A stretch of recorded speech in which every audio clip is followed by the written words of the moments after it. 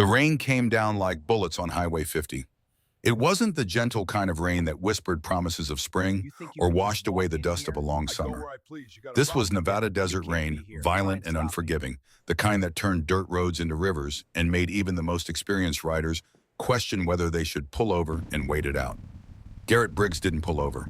He leaned into the wind, his massive frame hunched over the handlebars of his Harley Road King Rain, hammering against the leather cut that bore the Iron Reaper patch across his broad shoulders.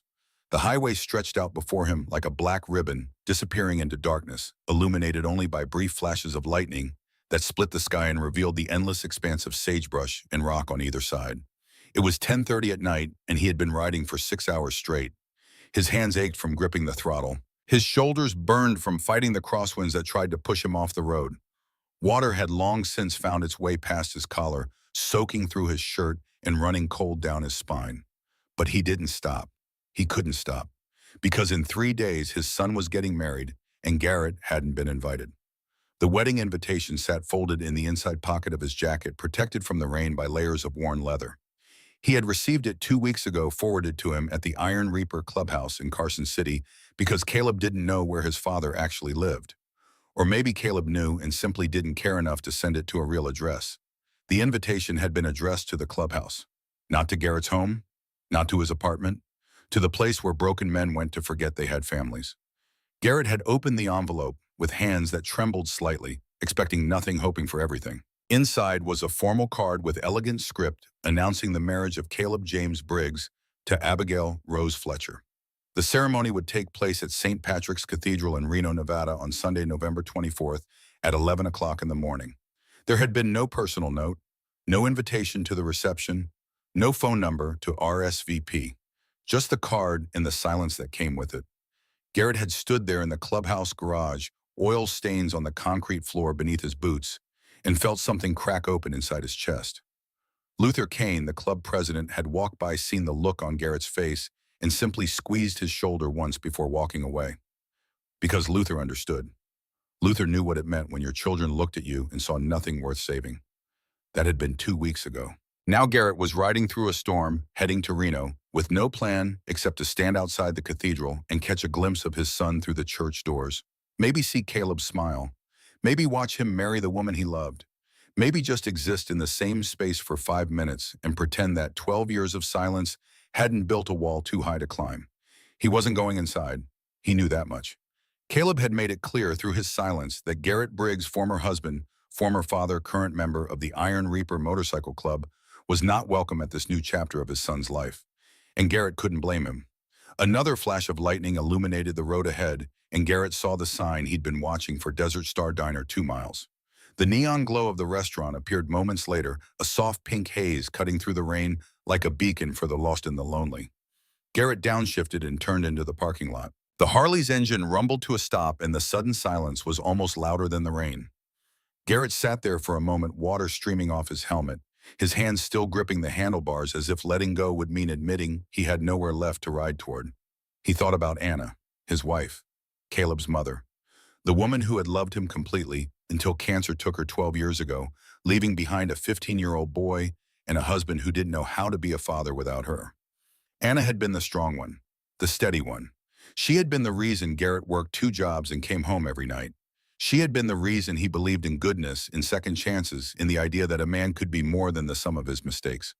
And when she died, Garrett had fallen apart so completely that he forgot he still had a son who needed him. He had spent 6 months drowning in whiskey and guilt, barely able to get out of bed, let alone care for a grieving teenager.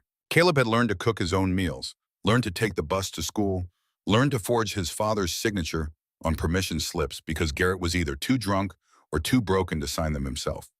By the time Garrett finally crawled out of the darkness and joined the Iron Reaper MC, searching for brotherhood to replace the family he'd abandoned, Caleb had already learned the most important lesson of his young life: his father could not be counted on.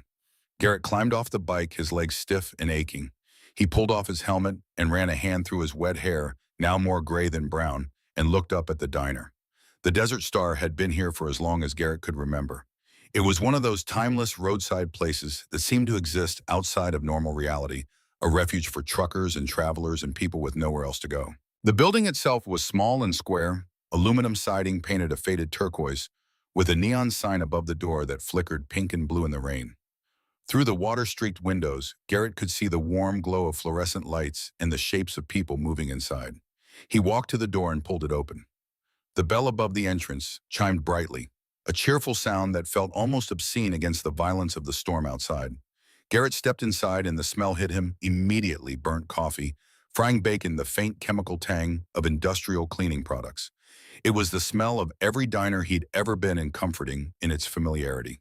The interior was exactly what he expected. A long counter with red vinyl stools ran along the left side, behind which a tired-looking waitress wiped down the coffee machine with the mechanical efficiency of someone who had done this 1,000 times before. Booths lined the right wall, their cracked red seats patched with duct tape. The floor was black and white linoleum, scuffed and yellowed with age. 3 other people occupied the diner. At the counter, a truck driver slumped over a plate of eggs, his head nodding dangerously close to the runny yolks as he fought to stay awake. In a booth near the window, 2 college-age kids sat close together, whispering and occasionally glancing nervously in Garrett's direction. Garrett was used to that reaction. At 6'3" and 240 pounds, with a thick beard streaked with gray and arms covered in faded tattoos, he cut an intimidating figure even without the Iron Reaper patch on his back. People saw the leather, the skull, and crossbones insignia, the words Nomad Chapter, stitched in white thread, and they made assumptions. Most of those assumptions were wrong, but Garrett had learned long ago that explaining himself to strangers was a waste of breath. He chose a booth in the back corner out of habit more than necessity. 30 years of riding with outlaw clubs had taught him to always sit with his back to the wall, always keep the exits in view, always assume that trouble could walk through the door at any moment. The waitress approached with a coffee pot and a tired smile. She was in her early 40s, Garrett guessed, with auburn hair pulled back in a ponytail, and the kind of lived-in face that suggested she'd seen plenty of hard years, but refused to let them break her. Her name tag read Iris. Garrett looked up and recognition flickered across her face. "Garrett Briggs," she said softly. He blinked in surprise. "Do I know you?" Iris set down the coffee pot and crossed her arms, studying him with an expression that was hard to read. "You saved my father's life 8 years ago, right outside this diner." The memory came back slowly. A hot summer night, Garrett passing through on his way to Sacramento. 2 men with guns trying to rob the elderly owner of the Desert Star. Garrett had intervened without thinking, the way he always did when he saw someone helpless, being hurt by someone strong. He had sent both men to the hospital and the old man back inside his diner, and then he had climbed on his bike and ridden away before the police arrived, because men with his record didn't stick around to give statements. "Your father," Garrett said quietly. "Pete Calloway." "That's right." Iris poured coffee into the mug in front of him without asking if he wanted any. "He passed away 2 years ago, heart attack. But he talked about you until the end, called you his guardian angel." She smiled faintly. "Though I don't think most angels ride Harleys." Garrett looked down at his coffee. "I'm sorry about your father." "Don't be, he lived a good life." Iris pulled out a rag and wiped down the already clean table, a nervous gesture. "What brings you through town, still running from something or finally running toward it?" The question caught him off guard. Garrett wrapped his hands around the warm mug and considered lying. But there was something about Iris Calloway, something about the way she looked at him without fear or judgment, that made him want to tell the truth. "My son's getting married in 3 days," he said. "In Reno. I wasn't invited, but I'm going anyway. Thought I'd stand outside the church, maybe catch a glimpse of him. Let him know I'm still here, even if he doesn't want me to be." Iris was quiet for a moment. Then she sat down across from him, which surprised Garrett even more than her recognition. "My father and I didn't speak for 15 years, she said. "I left home when I was 18, angry at him for things that seemed important at the time, but that I can't even remember now. I had a daughter, got married, got divorced, and through all of it, I told myself I didn't need him." She looked out the window at the rain. "Then one day I got a call that he'd had a stroke. I drove here from Portland, convinced I'd arrived too late, convinced I'd lost my chance. But he held on. And when I walked into his hospital room, you know what he said?" Garrett shook his head. "He said, 'I knew you'd come. Not where have you been, not why did it take so long, just I knew you'd come.'" Iris turned back to him. "Parents and children hurt each other. It's what we do. But showing up anyway, even when you're not invited, even when it hurts, that's how you start building the bridge back." Before Garrett could respond, the bell above the door chimed again. Both of them looked toward the entrance. An elderly woman stumbled through the doorway, soaked to the bone, her white hair plastered to her skull, rain dripping from the hem of her wool coat onto the linoleum floor. She was small, barely 5 feet tall, with a thin frame that trembled visibly as she stood in the entrance, one hand gripping the doorframe as if she needed it to stay upright. But it wasn't her appearance that made Garrett's instincts flare.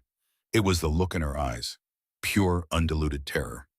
The woman's gaze darted around the diner, moving frantically from the truck driver at the counter to the college kids by the window to Iris standing at Garrett's booth. She was searching for something, or running from something. Then her eyes locked onto Garrett. For a long moment, neither of them moved. Garrett saw her take in his size, the leather cut, the hard edges of a man who had lived a violent life. Most people would have turned away. Most people would have chosen the college kids, or the waitress, or even the half-asleep truck driver. But this woman, this terrified elderly woman with rain streaming down her face, made a decision in that instant that would change everything. She walked straight toward him. Her steps were unsteady but determined, and as she got closer, Garrett could see just how frightened she truly was. Her eyes were red-rimmed and glassy with tears she was fighting desperately to hold back. Her breathing came in short, shallow gasps. Her hands shook so badly that she had to grip the edge of his table to keep them still. Iris stood up quickly, concern flooding her face. "Ma'am, are you all right? Do you need me to call someone?" The woman didn't answer. She was looking only at Garrett. And then she did something that stopped his heart. She dropped to her knees beside the booth. An old woman, 70 if she was a day, knelt on the dirty diner floor in her soaked coat and gripped Garrett's hand with surprising strength. Her skin was ice cold and paper thin, and he could feel every bone in her fingers. She leaned close, her voice barely louder than the rain hammering the windows outside. 6 words. 6 desperate, impossible words that would haunt Garrett for the rest of his life. "Please pretend you're my grandson, sir." Garrett stared at her, his mind struggling to process what he'd just heard. "What?" The woman's grip tightened. "Please, I'm begging you. Just for a few minutes, please."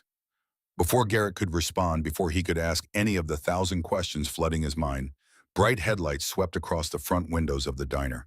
A black SUV had just pulled into the parking lot. The woman's entire body went rigid. The color drained from her face. "He's here," she whispered, panic flooding her voice. "Oh God, he found me." Garrett turned his head slowly toward the window, every instinct he'd honed over 3 decades of hard living, suddenly screaming danger. The SUV's engine idled for a moment, headlights cutting through the rain like white knives. Then it shut off. The woman grabbed Garrett's arm with both hands, now her nails digging into his leather jacket. "Please," she whispered again, tears streaming down her face. "They killed my husband. They'll kill me too. I have no one. No one. You look like—" Her voice broke. "You look like my son-in-law, like David. He died with my daughter 22 years ago. Please, just pretend, just for a moment." The diner door opened. A man stepped inside, and Garrett knew immediately that this was no ordinary situation. The stranger was tall, maybe 6 feet, wearing a gray suit that looked completely out of place in a roadside diner at nearly midnight. His hair was perfectly combed despite the rain outside. Thin metal glasses sat on a sharp nose. Expensive shoes, now wet with rainwater, clicked against the linoleum floor. But it wasn't his appearance that set off every alarm in Garrett's head. It was the way he moved. Controlled. Precise. Like a man who had done this before, whatever this was. He scanned the diner slowly, methodically, his eyes moving across the truck driver at the counter, the college kids by the window, Iris standing frozen beside Garrett's booth. Then his gaze locked onto Garrett and the elderly woman kneeling beside his table. The man's expression didn't change. No surprise, no confusion, just a cold, calculating assessment. In that instant, Garrett made a decision. He didn't know who this woman was. He didn't know who the man in the suit was. He didn't know what kind of trouble he was about to step into. But he knew fear when he saw it. And the fear radiating from the woman beside him wasn't something you could fake. Garrett sighed quietly, then slid over in the booth and patted the cracked red vinyl seat beside him. "Grandma," he said loud enough for the entire diner to hear his deep voice rumbling like distant thunder. "I told you not to wander off in this weather. You had me worried sick." The old woman didn't hesitate. She climbed into the booth beside him, with surprising speed, wrapping her thin arm around his and pressing close, like she had known him her entire life. "I'm so sorry, sweetheart," she said softly, playing along with perfect timing, her voice trembling but steady. "I just needed some air. The storm confused me." Across the diner floor, the man in the gray suit stopped walking. His polite professional expression froze on his face as he stared at the unlikely pair sitting together in the back booth. An elderly woman and a massive biker with a skull patch on his back pretending to be family. Garrett lifted his coffee mug and took a slow sip, never breaking eye contact with the stranger. The message was simple and clear. Whatever game you came here to play tonight, you're not playing it alone anymore. The man in the gray suit stood perfectly still for 3 long seconds, rain dripping from his expensive shoes onto the diner floor. Then, as if he'd made some internal calculation, he began walking toward them again. Each step was deliberate, controlled, the walk of a man who was used to getting what he wanted through sheer force of will and professional intimidation.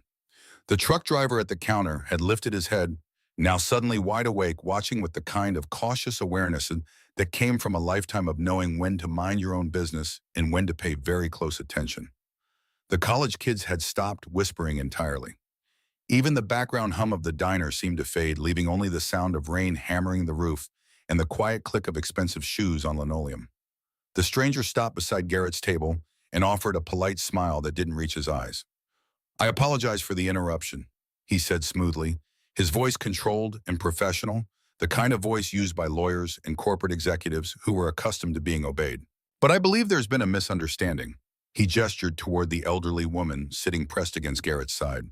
"This woman is my mother. She suffers from occasional confusion and has a tendency to wander when she's upset. I've been searching for her for the past hour."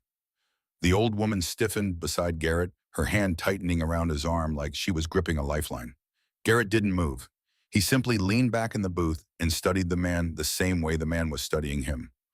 "That's so," Garrett said slowly. It wasn't a question. The stranger nodded politely and reached into his pocket.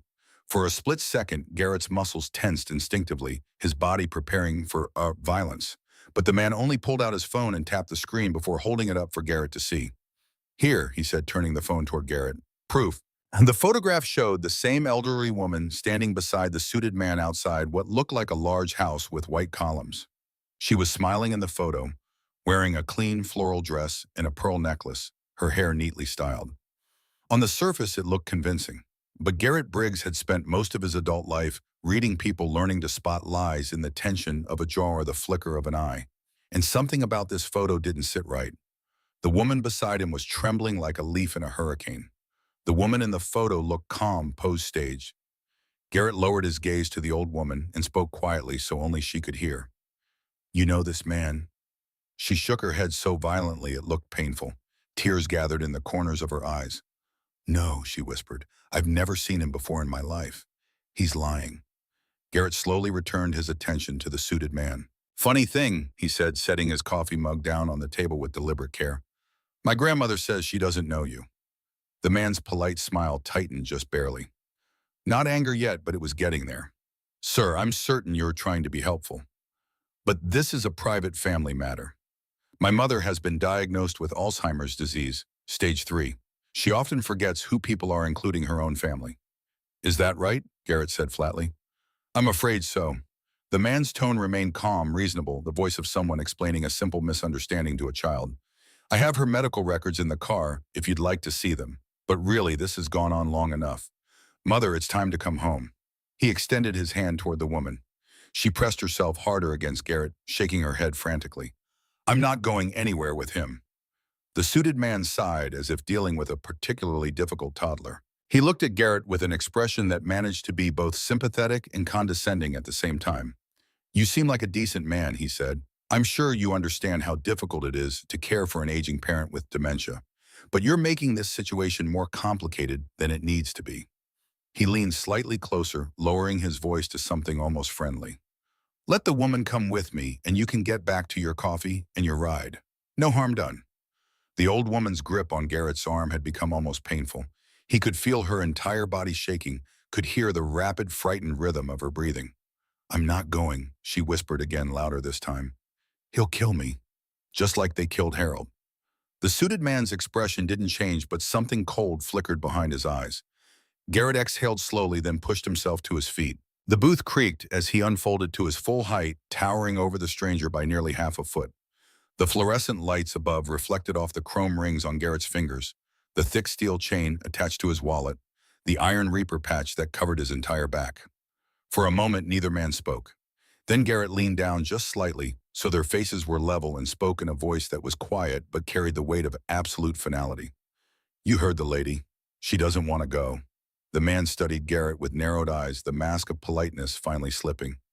You have no idea who you're interfering with. Garrett shrugged. Probably not. He glanced briefly out the window. Another vehicle had just pulled into the parking lot, its headlights cutting through the rain. A second black SUV parking beside the first. The suited man glanced toward it too, just for a split second, and that was enough to confirm what Garrett already suspected. This guy hadn't come alone.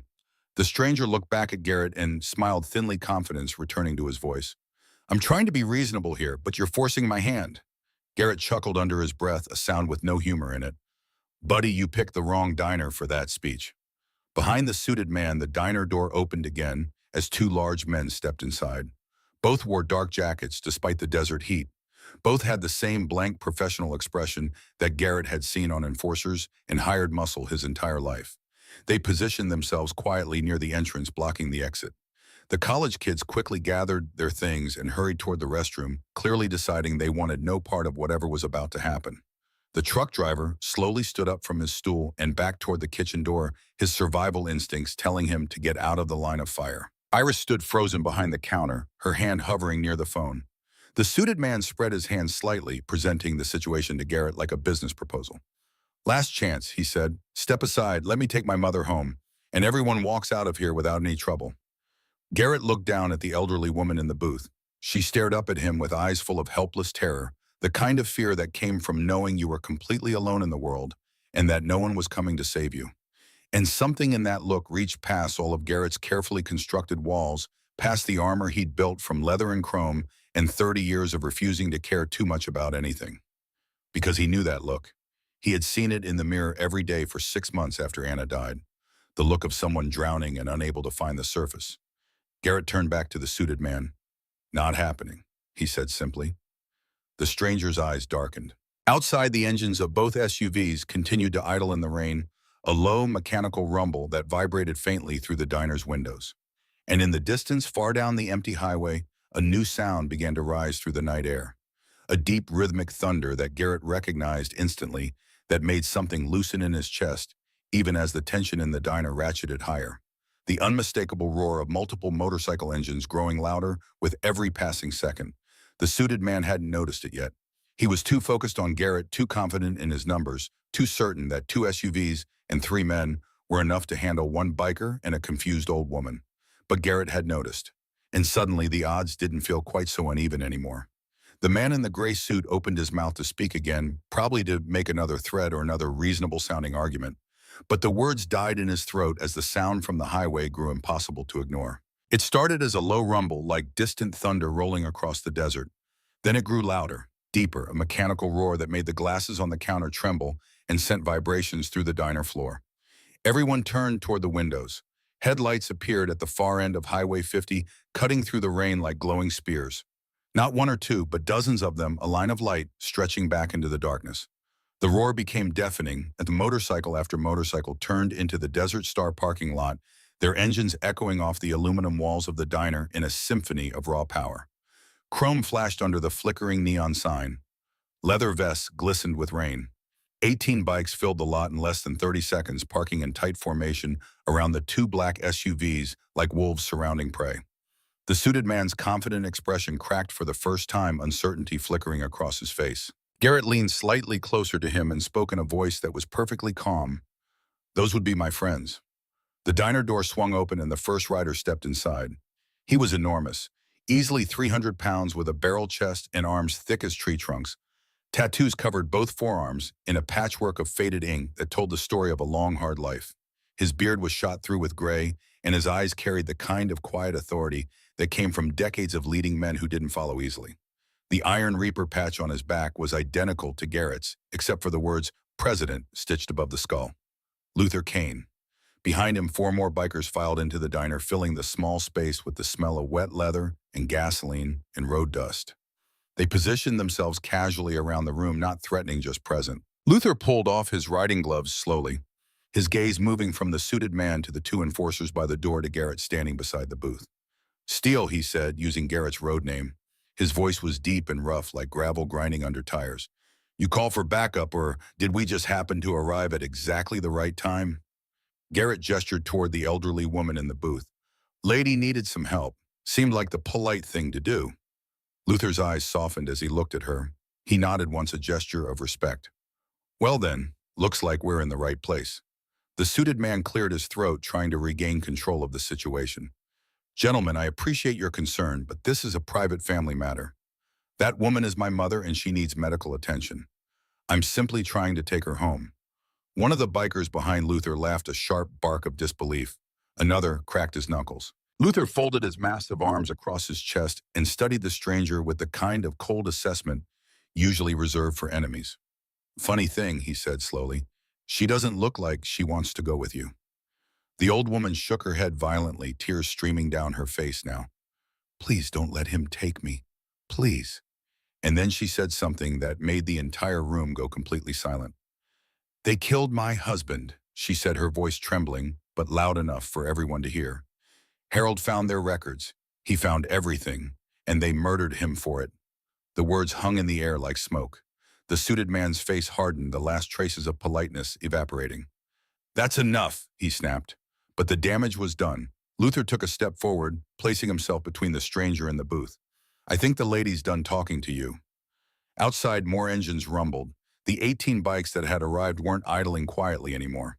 Their riders had dismounted and were standing in the rain, a wall of leather and chrome between the diner and the two SUVs. The suited man looked toward the window, calculating. His two enforcers near the door exchanged uneasy glances. One of the bikers behind Luther pulled out a cell phone and casually started dialing, speaking loud enough for everyone to hear. Yeah, this is Jonas Riley calling for the Carson City Sheriff. We've got a situation at the Desert Star Diner on Highway 50. Some guys here trying to take an elderly woman against her will. Might want to send a unit. The suited man clenched his jaw. For several long seconds, nobody moved. Then finally, he took a slow step backward. This isn't finished, he said quietly, his eyes locked on Garrett. Garrett tilted his head slightly. Sure sounds like it is. In the distance, barely audible over the rain and the idling motorcycles, the faint wail of sirens began to rise. Someone else had already called the authorities. Probably Iris, Garrett realized, glancing at the phone in her hand behind the counter. The two enforcers by the door looked at their boss, waiting for instructions. The suited man's hands curled into fists, but he was smart enough to know when he was beaten. He turned and walked toward the exit, pausing in the doorway to look back at Garrett one last time. You have no idea what you just stepped into, he said. No idea at all. Then he disappeared into the rain. His two men followed. The SUV engines roared to life, headlights sweeping across the diner windows as both vehicles pulled out of the parking lot. They disappeared down the highway just as two sheriff's patrol cars arrived, their red and blue lights cutting through the storm. For a moment, the only sound was the rain hammering the roof and the quiet rumble of 18 Harley engines slowly winding down. Then Luther let out a long breath and turned to Garrett. You want to tell me what the hell that was about? Garrett looked down at the elderly woman in the booth. She was still crying, but the terror in her eyes had faded to exhaustion. She looked small and fragile and utterly spent. I don't know yet, Garrett said honestly, but I think we're about to find out.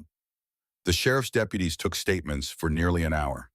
Dorothy Whitmore sat in the booth with a blanket wrapped around her thin shoulders, her hands trembling around a cup of hot tea that Iris had brought her. She answered their questions in a quiet, shaking voice, telling them about Harold, about Silver Point Development, about the men who had been following her. The deputies wrote everything down with the kind of professional detachment that suggested they'd heard 1,000 stories like this before and believed maybe half of them. They asked for proof. They asked for documentation.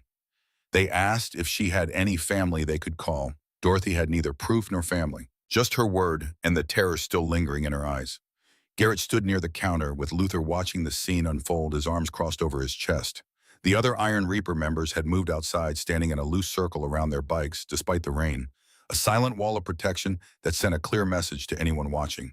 This woman was under their protection now. One of the deputies, a young man who couldn't have been more than 25, approached Garrett with a notepad. Mr. Briggs, the woman claims you're her grandson, but her records show she only had one daughter deceased 22 years ago. No grandchildren. Can you explain that? Garrett met the deputy's eyes steadily. She asked me to pretend to be family. She was scared. I helped. That's all. And the men who were here, the ones in the SUVs, never seen them before in my life. The deputy studied Garrett's face, clearly trying to decide if he was telling the truth or simply knew how to lie convincingly. Finally, he sighed and closed his notepad. Mrs. Whitmore is free to go. We'll file a report about the incident. If those men contact her again, she should call us immediately. Luther made a sound that might have been a laugh or a grunt of disbelief. Yeah, I'm sure that'll stop them. The deputy shot him a warning look but didn't respond. He and his partner left a few minutes later, their patrol cars pulling back onto the highway and disappearing into the rain. The diner felt too quiet after they left. Iris locked the front door and flipped the sign to closed, even though it was barely past midnight. She moved around the space, wiping down tables and refilling coffee pots, the kind of busy work people did when they needed to process something difficult. Dorothy hadn't moved from the booth. She sat hunched over her tea, staring at nothing, her face pale and drawn. Garrett slid into the seat across from her. She looked up slowly, and when their eyes met, she started crying again. Not the terrified sobbing from before, but a quieter, deeper grief that came from a place beyond words. I'm sorry, she whispered. I'm so sorry for dragging you into this. I didn't know where else to turn. I've been running for 2 weeks, sleeping in my car, too scared to go to a hotel because I thought they'd find me. And when I walked into this diner and saw you, she shook her head. You look so much like David, my son-in-law. He had your build, your eyes. He died in a car accident with my daughter Rebecca 22 years ago. And for just a moment, I thought maybe God had sent me someone who could help. Garrett didn't know what to say to that. He'd never thought of himself as someone God sent to help people. Usually he was the kind of man mothers warned their children to avoid. Tell me what happened, he said quietly, from the beginning, and tell me the truth. Dorothy took a shaky breath and wrapped her hands tighter around the teacup. Harold was my husband, she began. We were married for 50 years. He worked as an accountant for Silver Point Development Corporation for 22 years. It was a good job, stable. He handled their books, their property acquisitions, their financial records. He was proud of his work. She paused, her eyes distant. But last spring something changed. Harold started coming home late, looking worried. He wouldn't tell me what was wrong at first. Just said there were some irregularities in the accounts that he needed to investigate. But as the weeks went by, he got more and more frightened. He stopped sleeping. He started carrying all his files in a locked briefcase. He wouldn't let me touch his computer. What did he find? Luther asked, pulling up a chair beside Garrett. Dorothy's voice dropped to barely a whisper. 15 years of money laundering. $340 million moved through fake property deals and shell companies. Silver Point wasn't just a development corporation. They were washing drug money for a Mexican cartel, funneling it through real estate purchases across Nevada and California. The diner was completely silent except for the rain on the roof. Harold copied everything, Dorothy continued. Every transaction, every fake deed, every shell company. He put it all on a USB drive. He was going to turn it over to the FBI. He had an appointment scheduled for July 23rd. Her hands began to shake harder. But on July 20th at 3:17 in the morning, Harold died. The police said he fell asleep at the wheel driving home from a late meeting and drove off the road into a ravine. But Harold never fell asleep while driving. Never. And when I saw his body at the morgue, she closed her eyes. There were bruises on his neck, dark marks like someone had grabbed him. I told the police. They said the bruises were from the accident, but I know what I saw. Garrett leaned forward. Where's the USB drive now? Dorothy shook her head. I don't know. Harold told me he hid it somewhere safe, somewhere they'd never think to look. But he died before he could tell me where. I searched everywhere. Our house, his office, our safety deposit box. Nothing. What about his computer, his files? All gone. 2 days after the funeral, someone broke into our house and took Harold's computer, his briefcase, all his files. They made it look like a burglary, even stole some jewelry to make it convincing. But I knew what they were really after. Luther rubbed his beard thoughtfully. And that's when you realized you were in danger. I found cameras, Dorothy whispered, hidden in my house, in the bedroom, the kitchen, the bathroom. They were watching me, waiting to see if Harold had told me anything before he died. I didn't know what to do. I couldn't go to the police because Harold said some of them were on Silver Point's payroll. I couldn't call the FBI because I didn't have any proof. So I ran. She looked at Garrett with eyes full of desperate hope. But before I left, I found something. A letter. Harold had hidden it in a place he knew I'd eventually look inside our wedding photo album. The letter said that if anything happened to him, I should go to the Wells Fargo Bank in Reno. He has a safety deposit box there, that I didn't know about. He said everything I needed would be inside. Garrett exchanged a glance with Luther. When does the bank open, boy? Sunday morning, 9 o'clock. Dorothy's voice broke. But I can't go back there. That man, the one in the suit, he'll be watching. He'll kill me before I ever get inside. No, Garrett said firmly. He won't. Luther stood up, his massive frame casting a shadow across the booth. Steele's right. You're under Iron Reaper protection now. Nobody touches you. Nobody. Dorothy looked between them, confusion and gratitude warring on her face. Why would you help me? You don't even know me. Garrett thought about that question. He thought about Caleb, about the wedding he wasn't invited to, about 12 years of silence and regret. He thought about Anna, about the way she used to look at him when he came home from work, like he was someone worth believing in. And he thought about standing outside a church in 3 days, watching his son get married from a distance, invisible and unwanted. Because someone should, he said simply. The words hung in the air between them, carrying more weight than he'd intended. Dorothy reached across the table and took his hand in both of hers, her grip surprisingly strong. Thank you, she whispered. Thank you. Iris approached his table carrying plates of food that no one had ordered. Eggs, bacon toast, hash browns. She set them down in front of Dorothy and Garrett without a word. You need to eat, she said gently to Dorothy. Can't run on empty. Dorothy nodded and picked up a fork with trembling hands. Garrett stood up and walked to the window, looking out at the parking lot where the Iron Reaper members stood guard in the rain. Luther followed him. Sunday's 3 days away, Luther said quietly. That's a long time to keep her safe. I know. And Sunday's also my son's wedding. I know that too. Luther was silent for a moment. Then he put a hand on Garrett's shoulder. Danny died for doing the right thing. He stood up to some corrupt sheriff trying to shake down local businesses, and they ran him off the road for it. Made it look like an accident, just like they did to this lady's husband. He squeezed Garrett's shoulder. We couldn't save Danny, but we can save her. Garrett nodded, not trusting himself to speak. They stood there together, watching the rain, until a sound made them both turn. Dorothy had pulled something from inside her coat. A silver pocket watch, old and tarnished with an ornate cover. She set it on the table, her fingers tracing the engraving on the lid. Garrett and Luther moved back to the booth. What's that? Garrett asked. Harold's watch, Dorothy said softly. It was his grandfather's. He carried it every day for 40 years. It stopped working the night he died, 3:17 in the morning. I haven't been able to wind it since. It's like time stopped for both of us. She opened the watch carefully. Inside was a faded photograph tucked beneath the clock face. A young couple on their wedding day, both impossibly young and smiling at each other like they'd just discovered the meaning of happiness. 50 years, Dorothy whispered. We had 50 good years, and they took them from me over money, over greed. Garrett stared at the photograph, at the way the young Harold looked at his bride, and felt something crack open inside his chest. That was what love looked like. That was what he'd had with Anna. That was what he'd thrown away in his grief. His phone buzzed in his pocket. He pulled it out and saw Caleb's name on the screen. A text message sent at 1:15 in the morning. Dad, I know you're coming to Reno. Abigail's mom saw your name on the hotel registry. Please don't. I don't want you there. I don't want to explain to her family why my father is a biker who abandoned me. Just stay away, please. The words hit harder than any punch Garrett had ever taken. Luther read the message over his shoulder and swore quietly. Kid doesn't pull his punches. He's right, though, Garrett said, his voice hollow. I did abandon him, and now he's paying for it. He started to put the phone away, but Dorothy reached out and stopped him. Call him, she said.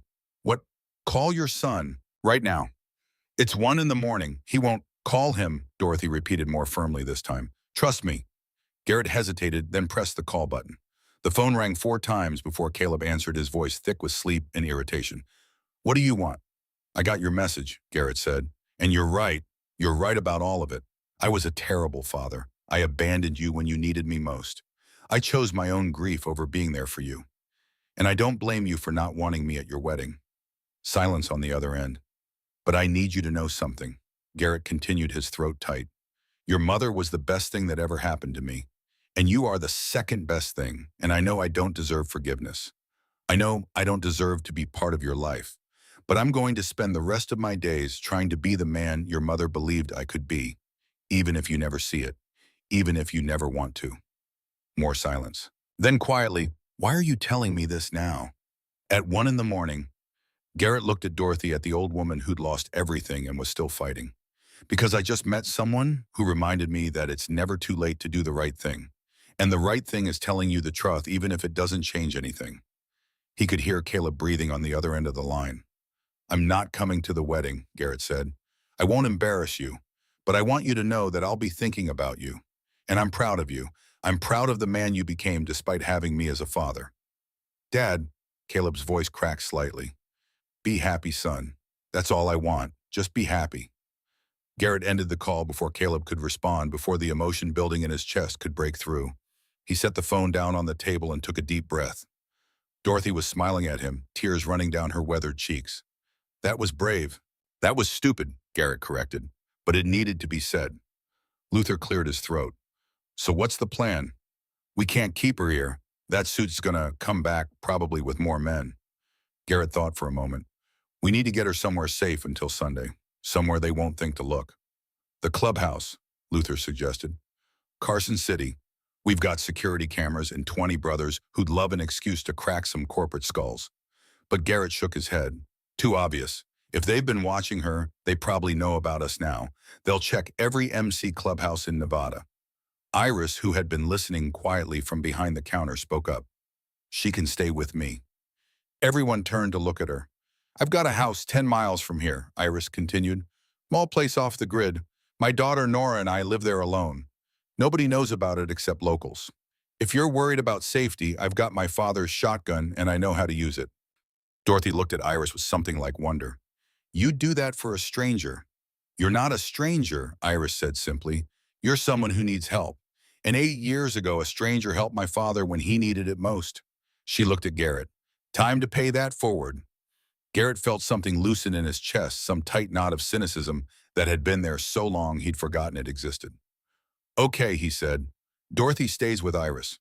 Luther, I need you to post guards. Rotating shifts, 2 men at a time, watching the house from a distance. If anyone even drives down that road who doesn't belong there, I want to know about it. Luther nodded. Done. And I need someone to check out Silver Point Development. See what we can find out about their operation, who runs it, what kind of security they have. I'll make some calls, Luther said. Got a few brothers who work construction and contracting. Someone will know something. Garrett turned back to Dorothy. Sunday morning we go to the bank, together. We get what Harold left for you and then we take it straight to the FBI. No stops, no detours. We end this. Dorothy nodded, hope flickering in her tired eyes. But before anyone could say anything else, Garrett's phone buzzed again. Another text from Caleb. Where are you right now? Garrett stared at the message, unsure how to respond. Finally, he typed back, Desert Star Diner, Highway 50. Why? The response came 30 seconds later. I'm in Reno. I can be there in 2 hours. We need to talk, face to face. Garrett's hands went numb. He read the message 3 times, convinced he was misunderstanding. Luther leaned over and read it too. Well, damn, he said quietly. Guess prayers do get answered sometimes. He probably just wants to yell at me in person, Garrett said, but his voice lacked conviction. Only one way to find out. Dorothy said, that small smile still on her face. You told him the truth. Now let him tell you his. The next 2 hours passed in a strange, suspended reality. Iris made more coffee and food that no one ate. The Iron Reaper members rotated in and out of the diner, warming up, drying off, then heading back outside to maintain their watch. Dorothy dozed in the booth, exhaustion finally overwhelming fear. Garrett sat by the window and watched the highway. At 3:45 in the morning, headlights appeared in the distance. A silver Honda Civic, driving carefully through the rain, slowed as it approached the diner. It pulled into the parking lot and parked near the entrance. The driver's door opened, and Caleb Briggs stepped out into the rain. He was 27 years old, tall and lean with dark hair and the kind of clean-cut appearance that came from working in corporate offices. He wore jeans and a button-down shirt, now getting soaked, and he looked nervous and determined in equal measure. Garrett stood up slowly, his heart hammering. Caleb walked to the diner door and pulled it open. The bell chimed. Father and son stood there, 10 feet apart, staring at each other across a distance that felt like miles. Hi, Dad, Caleb said quietly. It was the first time he'd called Garrett Dad in 12 years. Hi, son, Garrett managed, his voice rough. They stood in silence for a long moment. Then Caleb took a deep breath. I got in my car and started driving before I could talk myself out of it, he said. Abigail thinks I'm crazy. She's probably right, But I've been carrying this anger for so long, and when you called tonight and said those things, he shook his head. I realized I didn't want to get married with all this weight still between us. Garrett didn't move, afraid that if he did, this fragile moment would shatter. I'm still angry, Caleb continued. I'm angry that you weren't there when Mom died. I'm angry that I had to grow up without a father. I'm angry that I had to learn how to be a man by watching other people's dads instead of my own. Each word landed like a stone in Garrett's chest. But I'm also tired, Caleb said, and his voice cracked. I'm tired of being angry. I'm tired of pretending I don't care. And I'm tired of looking at wedding photos and seeing this empty space where you should be standing. Tears were running down Caleb's face now, and he didn't bother to wipe them away. So I drove here to tell you that I don't forgive you. Not yet. Maybe not ever. But I want to try. I want to see if we can build something from all this wreckage. Because Abigail's pregnant dad, 3 months, and I don't want my kid to grow up without a grandfather the way I grew up without a father. The words hit Garrett like a freight train. A grandchild. He was going to be a grandfather. Something broke open inside him, 12 years of carefully constructed walls crumbling all at once. Garrett crossed the distance between them in 3 long strides and pulled his son into a crushing embrace. Caleb stiffened for just a moment, then his arms came up and he hugged his father back, both of them crying and now, both of them holding on like they were drowning. I'm sorry, Garrett said into his son's shoulder. I'm so sorry, for all of it. I know, Caleb whispered back. I know you are. They stood there in the middle of the Desert Star Diner at 4 in the morning, holding each other and letting 12 years of silence finally break. When they finally pulled apart, Luther was wiping his eyes. Iris was crying openly. Even Dorothy had woken up and was watching with a trembling smile. Caleb looked around the diner, taking in the bikers, the old woman, the locked doors, and the air of siege. What the hell is going on here? Garrett laughed, a sound of pure relief. It's a long story. I've got time, Caleb said. So Garrett told him everything. About Dorothy, about Harold, about Silver Point Development, and the USB drive hidden in a bank vault, and the men in suits who tried to take her. Caleb listened to it all, his expression shifting from confusion to concern to something that looked almost like pride. So let me get this straight, he said when Garrett finished. You're protecting a woman you just met from corporate hitmen, and you're planning to raid a bank vault on Sunday morning, which is also the morning of my wedding. I won't be at the wedding, Garrett said quickly. I told you I'm not going to. The wedding starts at 11, Caleb interrupted. The bank opens at 9. That gives you 2 hours. If you're fast, you can do both. Garrett stared at his son. You want me to come? I want you to be there, Caleb said. Not in the back row, not hiding outside. I want you standing beside me. If you're willing to risk your life for a stranger, the least I can do is make room for you at my wedding. And then Caleb smiled, a real smile, the kind Garrett hadn't seen since his son was a little boy. Besides, Abigail's going to want to meet the grandfather of her baby. Might as well start with the wedding.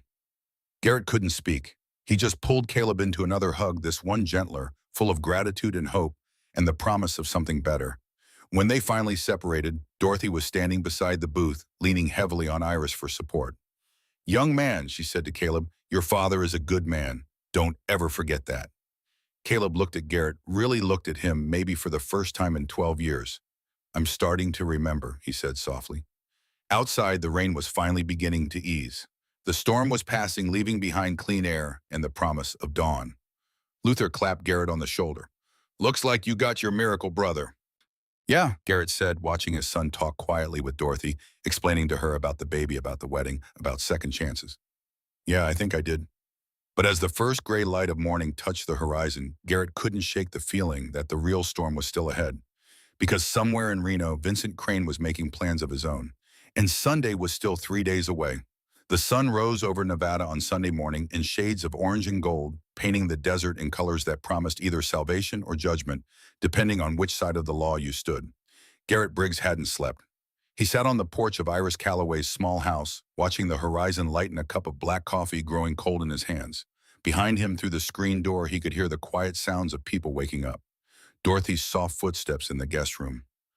Iris moving around the kitchen. Nora Iris's 14-year-old daughter humming something while she got ready for school. 3 days had passed since that stormy night at the Desert Star Diner. 3 days of waiting, of planning, of watching the road for black SUVs that never came. But the silence hadn't brought peace. It had brought something worse, the weight of knowing that Vincent Crane was out there somewhere planning his next move. Luther had kept guards posted around the clock, rotating shifts of Iron Reaper members who sat on their bikes in the distance, eyes always on the house. If Vincent or anyone from Silver Point Development had tried to approach directly, they would have seen them coming from a mile away. But Vincent Crane hadn't gotten to where he was by being predictable. On Friday afternoon, one of Luther's contacts at a construction company had called with information. Silver Point Development owned 17 properties in the Reno area, including an old warehouse on Industrial Road that had been abandoned for 2 years. Security cameras around the property had been reactivated 3 days ago. On Saturday morning, Caleb had driven out to see his father one last time before the wedding. He'd sat on the same porch nervous about the ceremony, about introducing Abigail to Garrett, about everything that could go wrong. Garrett had told him to go back to Reno, to stay with Abigail, to focus on getting married, and let the Iron Reaper handle Dorothy's protection. Caleb had refused, said he wanted to be there when they went to the bank, said family stuck together. Now watching the Sunday sunrise, Garrett wished he'd insisted harder. The screen door creaked open and Caleb stepped out onto the porch. He was already dressed for the wedding, wearing dark slacks and a white shirt with the tie hanging loose around his neck.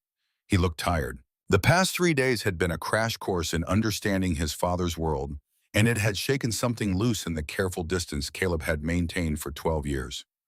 Couldn't sleep either, Caleb asked, sitting down on the porch step beside Garrett. Didn't try, Garrett admitted. Too much on my mind. They sat in comfortable silence for a moment, something that would have been impossible just days ago. The anger between them hadn't disappeared completely. It probably never would. But it had softened into something more manageable, more honest. You don't have to do this, you know, Caleb said quietly. Dorothy could go to the bank with Luther. You could just come straight to the church. Let someone else take the risk. Garrett shook his head. She asked me, not Luther, not the club, Mikio. I gave her my word. Even if it means you might miss my wedding. The bank opens at 9. The wedding starts at 11. Wells Fargo is 20 minutes from St. Patrick's Cathedral. We'll have plenty of time. Caleb smiled faintly. You're assuming everything goes according to plan. Things never go according to plan, Garrett said. But we plan anyway because it's better than walking in blind. The door opened again and Dorothy emerged wearing a simple blue dress that Iris had given her. She looked stronger than she had 3 nights ago. The terror had faded from her eyes, replaced by something harder. Determination. The kind that came from deciding you'd already lost everything that mattered and had nothing left to fear. Good morning, she said softly, joining them on the porch. Beautiful sunrise, boy. Yes, ma'am, Garrett agreed. Dorothy looked at Caleb, then back at Garrett. Your son should be with his bride this morning, not worrying about an old woman's problems. I'm exactly where I need to be, Caleb said firmly. And you're not a problem, Mrs. Whitmore. You're family now. Dad made you family when he helped you, which means you're my family too. Dorothy's eyes filled with tears, but she smiled. Your mother raised a good man. My mother raised a great man, Garrett corrected quietly. I just got in the way for a while. Iris appeared in the doorway, car keys in hand. Nora's ready for school. I'll drop her off and meet you at the diner. Luther and the others should be there by 8:30.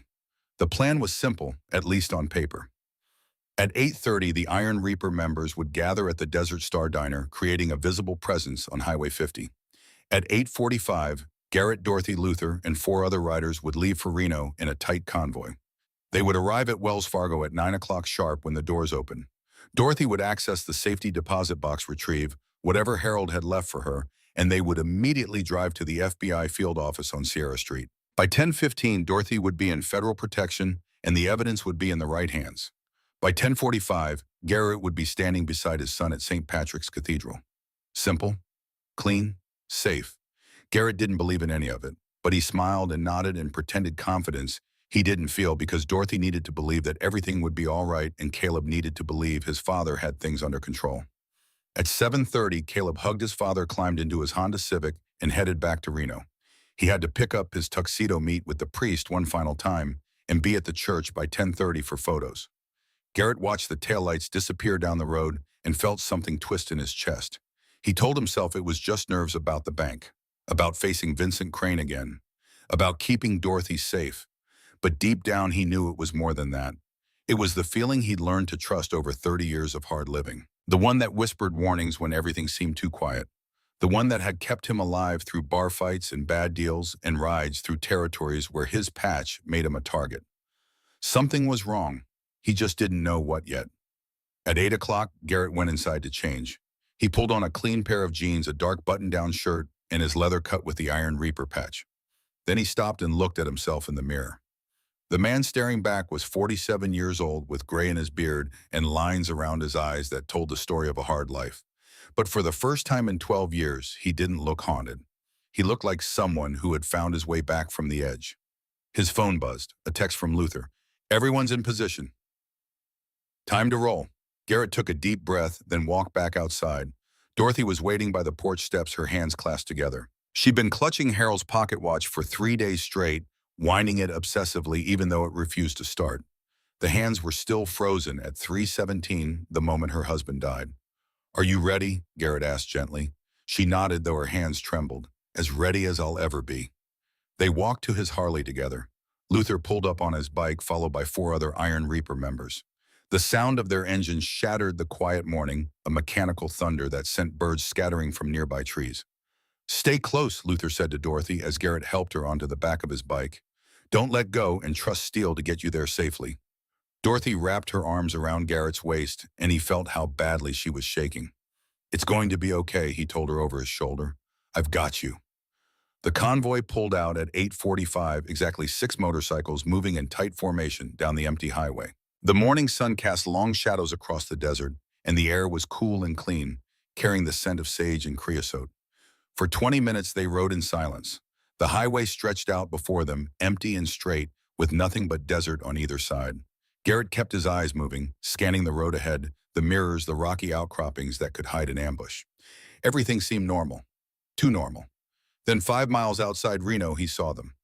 2 black SUVs parked on the side of the highway, exactly where the road curved around a rocky outcropping that provided perfect cover. They weren't even trying to hide. "Luther," Garrett said into his radio headset, "we've got company." "I see them," Luther's voice crackled back. "Keep moving. Stay in formation." But as they approached, both SUVs pulled onto the highway behind them. Not aggressive, not speeding, just following, maintaining a steady distance of about 50 yards. They weren't hiding anymore. They were making a statement. "Faster," Luther ordered. The motorcycles accelerated, engines roaring as they pushed toward Reno, but the SUVs matched their speed easily, closing the distance with the effortless power of vehicles that had twice the horsepower. Dorothy's grip tightened around Garrett's waist. "They're going to stop us," she said, her voice barely audible over the wind. "Not if I can help it," Garrett growled. The Reno city limits appeared ahead, buildings rising from the desert like a promise of safety. Traffic began to thicken. Sunday morning commuters heading to church, families going out for breakfast. The SUVs couldn't do anything too aggressive here. Not with witnesses, not in broad daylight, but they didn't need to. As the convoy reached downtown Reno, both SUVs suddenly accelerated, in engines roaring as they cut in front of the motorcycles and slammed on their brakes in a coordinated maneuver that spoke of military training. Luther swerved hard left, barely avoiding a collision. The other riders scattered, trying to maintain control as their bikes skidded and swerved. Garrett pulled hard to the right, his Harley jumping the curb and skidding onto the sidewalk. Dorothy screamed but held on, her arms locked around his waist like iron bands. Men poured out of the SUVs before the vehicles had fully stopped. Not 2 or 3 this time. 8 of them, all wearing dark suits that barely concealed the weapons underneath, all moving with the kind of precision that came from working together for a long time. And standing in the middle of them, perfectly calm, perfectly composed, was Vincent Crane. He looked different in daylight. The polite corporate mask was still there, but underneath it, Garrett could see something else now. Something cold and patient and absolutely certain of victory. "Mrs. Whitmore." Vincent called out, his voice carrying across the street with the practiced projection of someone used to commanding rooms. "This ends now. Give me what Harold hid, and you walk away. Fight me, and people get hurt." Luther and the other Iron Reaper members had dismounted, forming a wall between Dorothy and Vincent's men. Garrett helped Dorothy off the bike, keeping her behind him, his body positioned between her and Vincent. "She's not giving you anything," Garrett said. Vincent smiled, but there was no warmth in it, no humor, just the cold satisfaction of a man playing a game he'd already won. "I was hoping you'd say that." He raised his hand, and one of his men stepped forward, holding a tablet computer. Vincent took it, tapped the screen a few times, then turned it toward Garrett. Live video feed. A warehouse interior, concrete floors, exposed beams, the kind of abandoned industrial space that dotted the outskirts of every American city. And tied to a chair in the middle of it, bloodied but conscious, was Caleb. Garrett's world stopped. The street noise faded. The morning sun seemed to dim. All he could see was his son, his boy tied and bleeding because Garrett had let him get too close to this. No, he whispered. Yes, Vincent said, his voice perfectly calm, perfectly reasonable. We took him at 7:45 this morning right outside his hotel. He'd gone for a walk to clear his head before the wedding. Poor timing on his part. His fiancée thinks he's at the church already getting ready. She's probably wondering why he's not answering his phone. Dorothy made a sound like a wounded animal. Luther swore viciously, his hands clenching into fists. Garrett couldn't breathe, couldn't think. All he could see was Caleb's face on that screen, bruised and swollen, one eye nearly shut, blood dried on his lip. And in that moment, Garrett understood with perfect clarity that Vincent Crane had never intended to let any of them walk away from this. The USB drive was secondary. This was about sending a message, about showing what happened to people who interfered with Silver Point Development's business.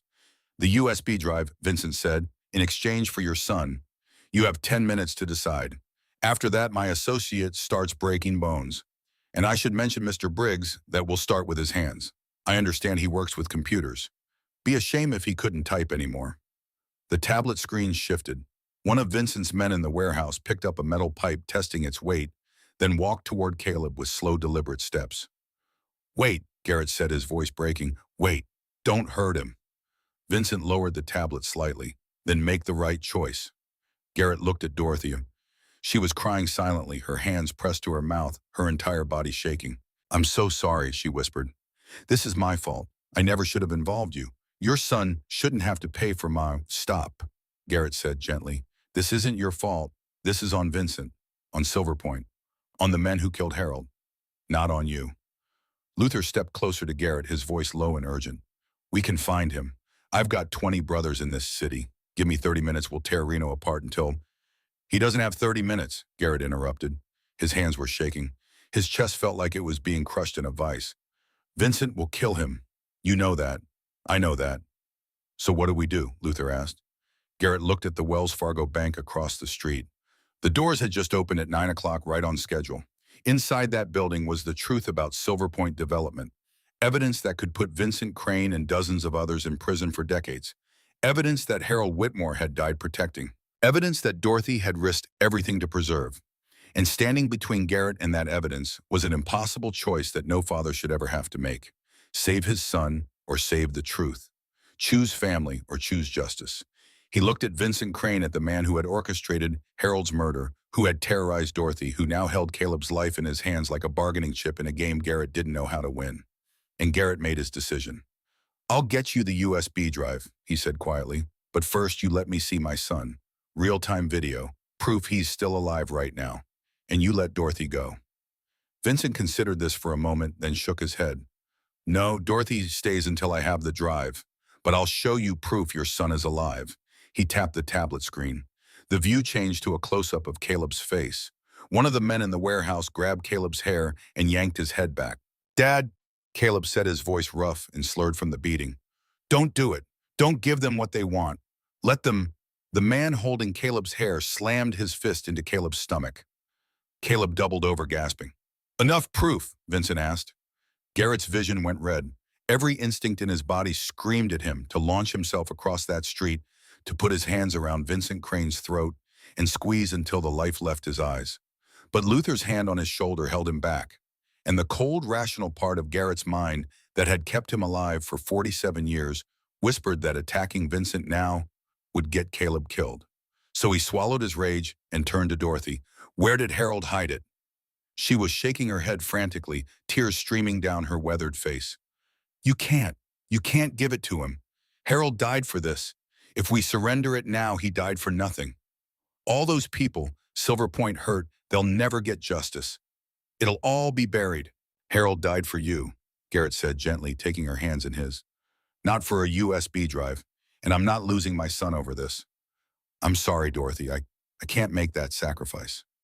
But the evidence will mean nothing if Caleb dies, Garrett said, and I'll have to live the rest of my life knowing I chose revenge over my son.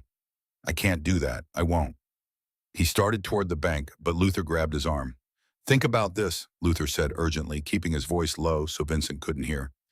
You give him that drive, he's got no reason to let anyone live. Not Caleb, Not Dorothy, not you. He'll kill all of us and bury the evidence. You know that's how this works. I know, Garrett said, but I have to try, because that's my son, and I've already failed him once. I won't do it again.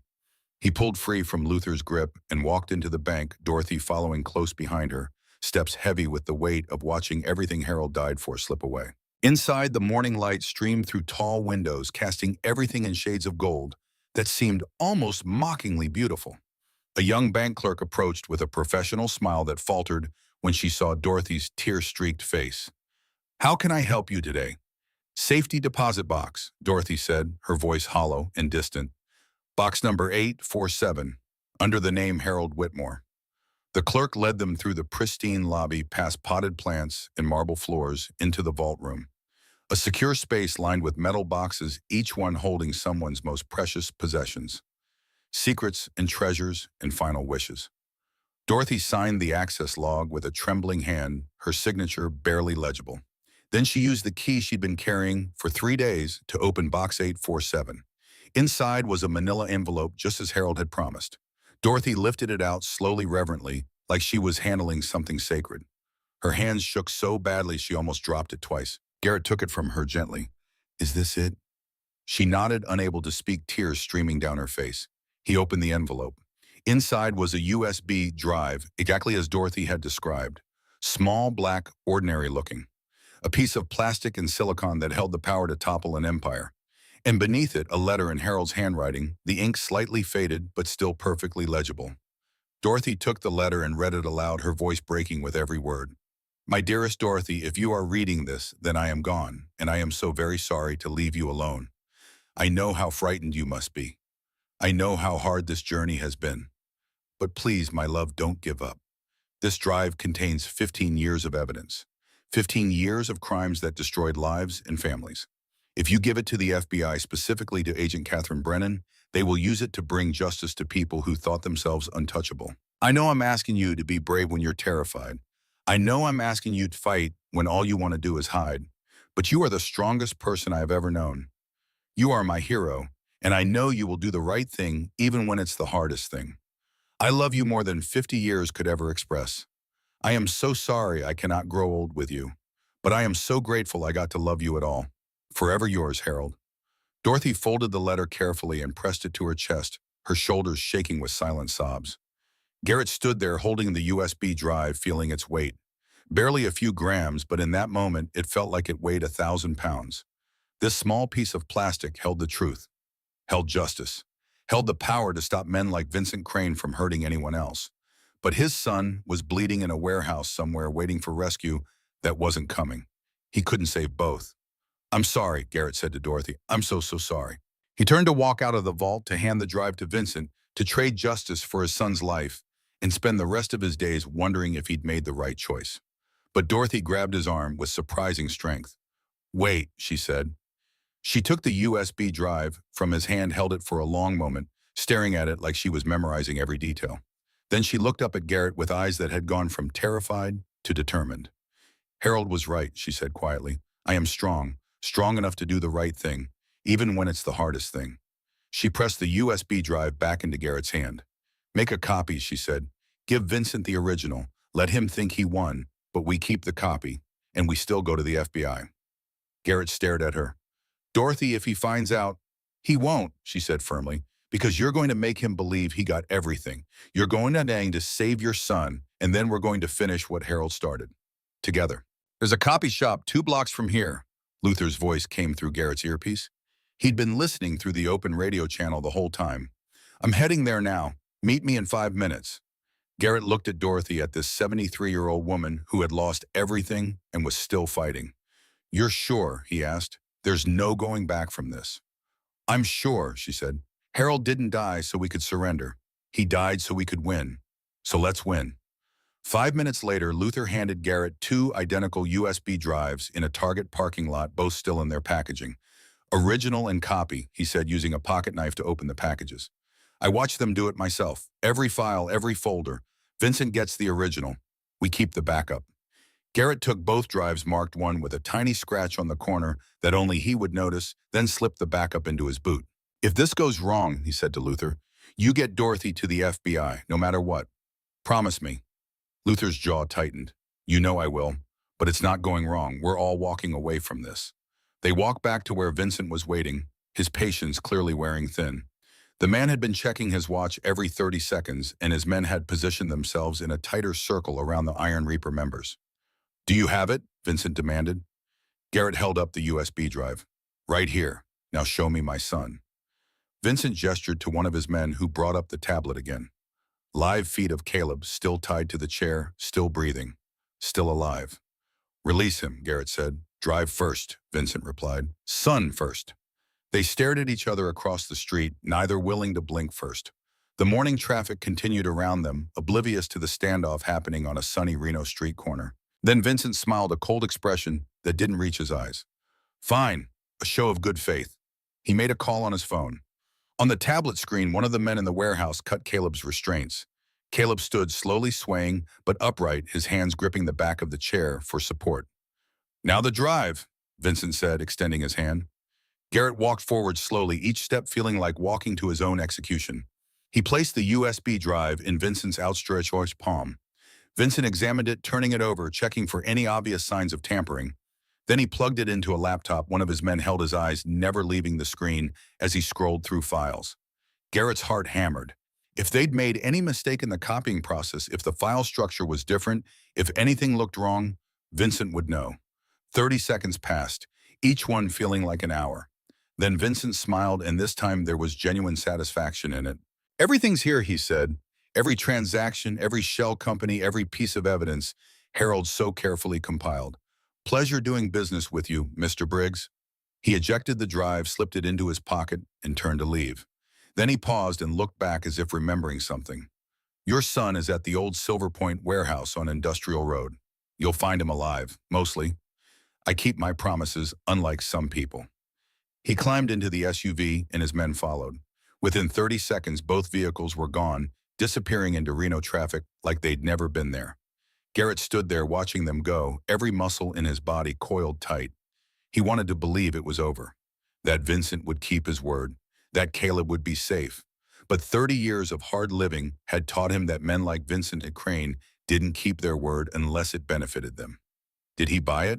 Luther asked quietly, moving to stand beside Garrett. He bought it, Garrett said. Now let's get Caleb. They mounted their bikes and rode hard for Industrial Road engines, screaming, weaving through traffic with the kind of reckless speed that came from knowing every second mattered. The warehouse was exactly where Vincent said it would be, an old Silver Point property abandoned for 2 years, surrounded by chain-link fence and warning signs about trespassing. Luther and 2 other riders peeled off to circle the building, checking for guards or traps. Garrett didn't wait. He kicked the door open, the rusted metal shrieking in protest, and rushed inside. The warehouse was vast, and empty sunlight streaming through broken windows high above dust motes dancing in the beams. And in the middle of all that empty space, sitting on the floor with his back against the chair they tied him to, was Caleb. The moment he saw his father, he started crying. Garrett crossed the distance in seconds and dropped to his knees, pulling his son into a crushing embrace, his hands running over Caleb's body, checking for serious injuries, relief flooding through him so powerfully it made him dizzy. I'm okay, Caleb kept saying, his voice rough and broken. Dad, I'm okay, I'm okay. We need to get you to a hospital, Garrett said, seeing the bruises, the swollen eye, the dried blood. No, Caleb said, firmly gripping his father's arms. We need to get me to my wedding. What time is it? Garrett checked his phone. 10:20. Then we have 40 minutes. Caleb struggled to his feet, swaying but determined. I didn't survive getting kidnapped by corporate thugs just to miss my own wedding. Now help me up. Against all reason, against every instinct telling him to get medical attention for his son, Garrett smiled.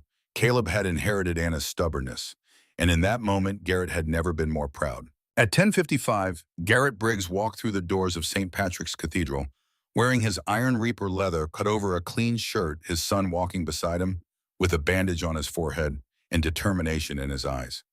Abigail rushed over from where she'd been waiting with her bridesmaids, her face going pale as she saw Caleb's injuries.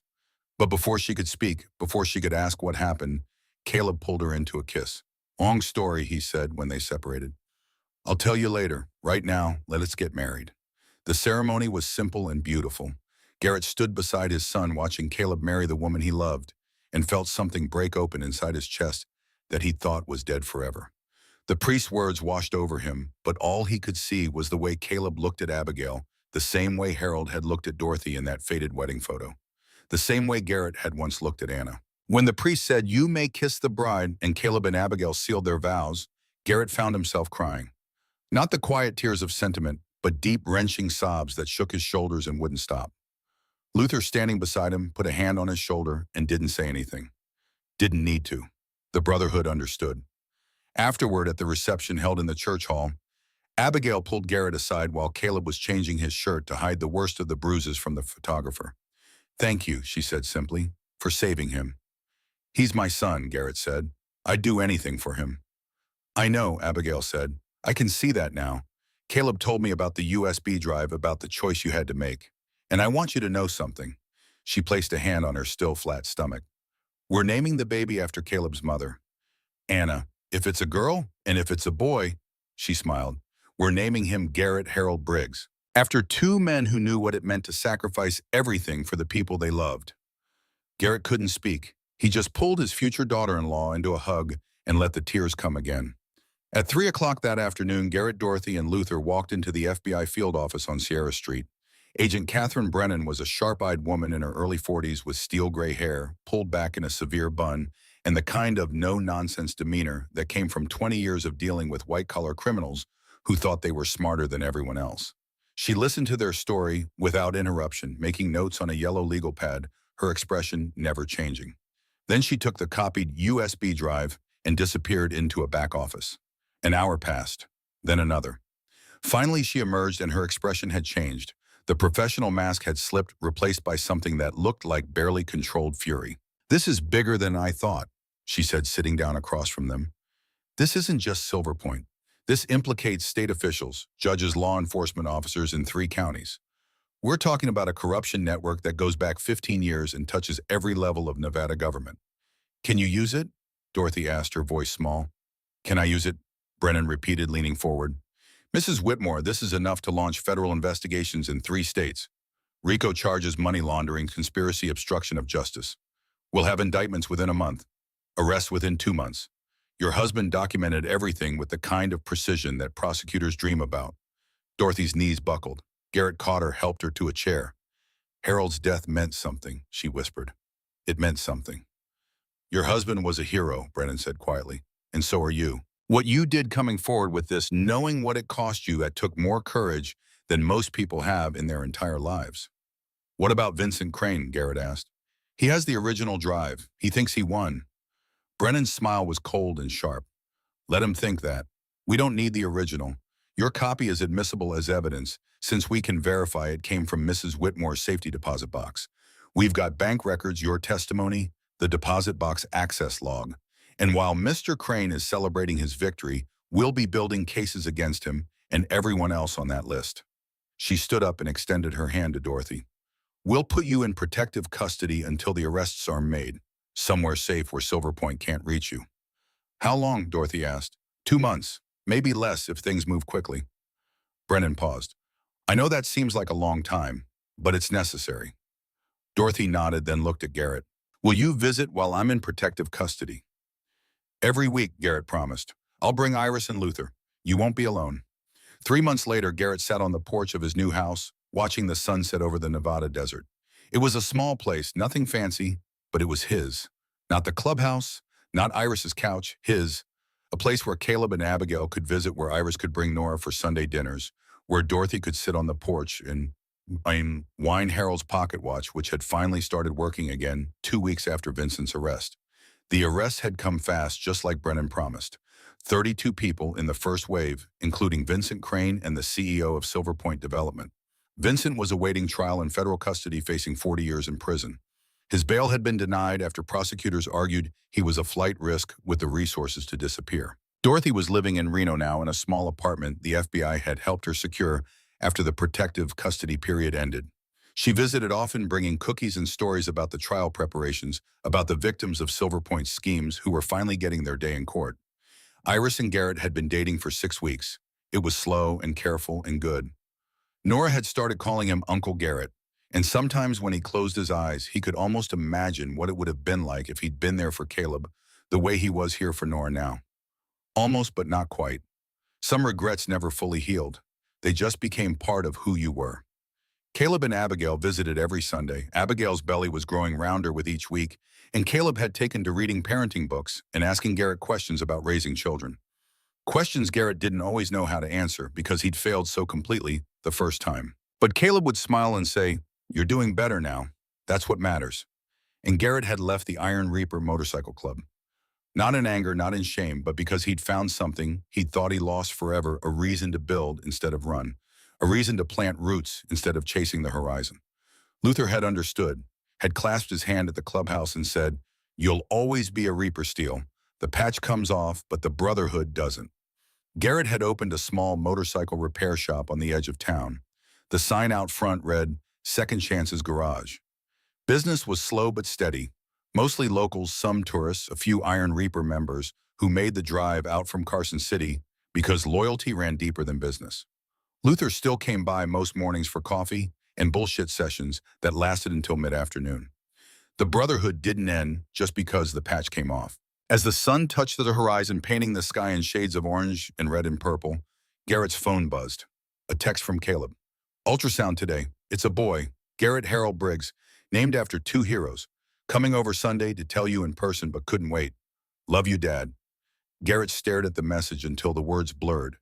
A grandson, named after him and Harold, two men who had made terrible mistakes and somehow found redemption anyway. He thought about that night in the Desert Star Diner, about 6 desperate words from a terrified old woman. "Please pretend you're my grandson, sir." He'd pretended then, but somehow in the weeks that followed, it had become real. Dorothy wasn't his grandmother by blood. Caleb wasn't Harold's grandson. But they were family in every way that mattered. And family, Garrett had learned, wasn't just about who you were born to. It was about who you chose to stand beside when the storm came. It was about who you fought for when the cost was everything. It was about who you became when someone believed you could be better than you were. The screen door opened. Iris stepped out carrying 2 glasses of iced tea, her hair loose around her shoulders, catching the last light of the day. "You okay?" she asked, sitting beside him. "Yeah," Garrett said, smiling. "Yeah, I really am." They sat together in comfortable silence, watching the desert turn gold and orange and red as the sun sank below the mountains. Somewhere in Reno, Dorothy Whitmore was winding Harold's pocket watch, the hands finally moving again after 3 months of stillness, each tick a reminder that time moved forward even when you thought it had stopped. Somewhere in that same city, Caleb and Abigail were painting a nursery and dreaming about the future, about a little boy who would carry his grandfather's name and never know the broken man his grandfather used to be. And in a federal courthouse, prosecutors were building cases that would send corrupt men to prison for decades, all because an elderly woman refused to give up and a biker decided to help. The storm had passed. The road ahead stretched out bright and clear and full of promise. And for the first time in 12 years, Garrett Briggs was ready to ride toward it, not running from his past, but riding toward his future, with family beside him every mile of the way.